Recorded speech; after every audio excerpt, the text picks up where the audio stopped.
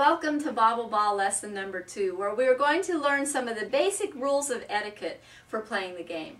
The first rule of etiquette would be to welcome your opponent and wish them good luck. Thank you. Now, if you remember from our first lesson, all you need to play the game of Bobble Ball is the egg-shaped billiard ball called Bobble Ball and normal standard billiard balls, solids and stripes. However, for this video and all future videos, we're going to be using a specially designed set of billiard balls that have been manufactured without stripes or numbers, so that hopefully it'll be more easily visible for you to see on the video. Now, to start the game in lesson number 1, we had Bobble Ball in position number 1. For lesson number 2, we're going to move Bobble Ball into position number 2. Now, we'll discuss the rotation of Bobble Ball around the table in another learning video, but I want to get you in the idea that Bobble Ball does travel around the table so that we can practice different angles and different strategies from frame to frame. Now, to play Bobble Ball, you roll a billiard ball toward Bobble Ball, but you always must hit a rail before you contact any other ball on the table.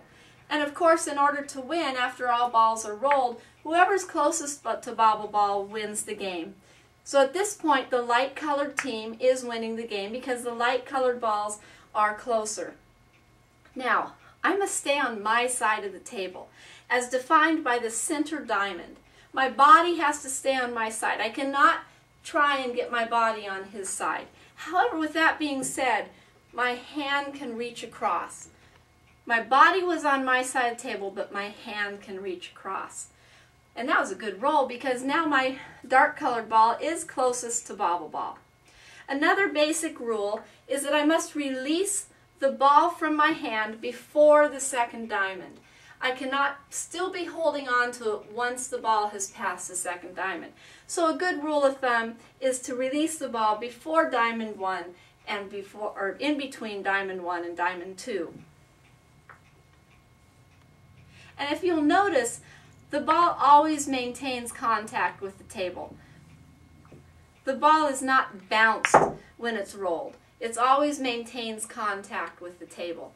Now, it looks like the light-colored team has got his a little bit closer, so I'm going to try and kick him out, which I did. Good defense. So now the dark-colored team is closer.